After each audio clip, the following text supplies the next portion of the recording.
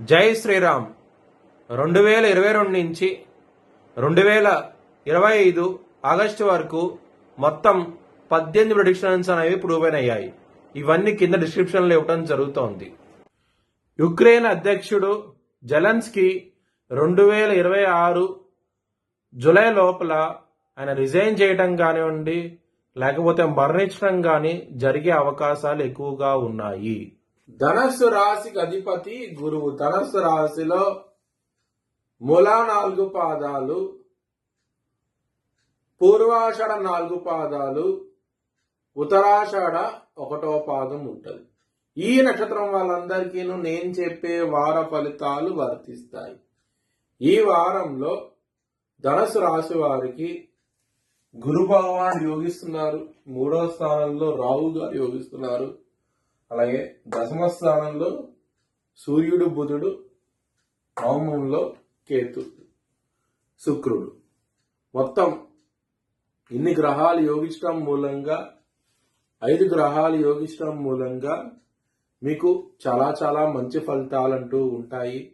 దుర్గాదేవి ఆలయాన్ని దర్శించండి. ఈ వారంలో చాలా మంచి ఫలితాలంటూ ఉంటాయి. మీరు ఒక 4 బ్రాహ్మణులకి స్వయంపాక దానం ఇవ్వండి. ఈ వారంలో ఇంకా మంచి ఫలితాలంటూ ఉంటాయి. సోమవారం రోజున ఏదైనా పని స్టార్ట్ చేస్తే కనుక మీరు విజయం సాధిస్తారు. చాలా మంచి డెవలప్మెంట్స్ కూడా ఉంటాయి. బుధవారం రోజున, శనివారం రోజున ముఖ్యమైన పనులు స్టార్ట్ చేయకండి. స్టార్ట్ చేస్తే కనుక మీకు ఇబ్బందులు వస్తాయి, ధన నష్టం ఉంటుంది. కొంచెం జాగ్రత్త తీసుకోండి. ఫ్యామిలీ పరంగా, ధన పరంగా ప్రాబ్లమ్స్ ఉంటాయి. ఎందుకంటే కనుక ఈ కుటుంబాధిపతి అయిన శని 4వ స్థానంలో ఉన్నారు, దశమ స్థానంలో సూర్యుడు ఉన్నారు. ఇద్దరు బద్ధ శత్రువులు, సూర్యుడు, శని. దాని మూలంగా మీకు ఫ్యామిలీ పరంగా అలాగే కుటుంబ పరంగా ఇబ్బందులు ఉంటాయి. కొంచెం జాగ్రత్త ఉండండి. మీరు హనుమాన్ చాలీసా పారాయణం చేస్తే కనుక మంచి ఫలితాలంటూ ఉంటాయి. లవర్స్ కి మాత్రం ఈ వారం అనేది చాలా అనుకూలంగా ఉంటుంది. మీ లవర్ కి ప్రపోజ్ చేయండి, యాక్సెప్ట్ చేస్తారు. మంచి డెవలప్మెంట్ కూడా ఉంటాయి. మీకు శత్రువులు అనేవాళ్ళు అధికంగా ఉంటారు. కొంచెం జాగ్రత్తగా ఉండండి. ఇబ్బందులు పడే అవకాశం ఉన్నది.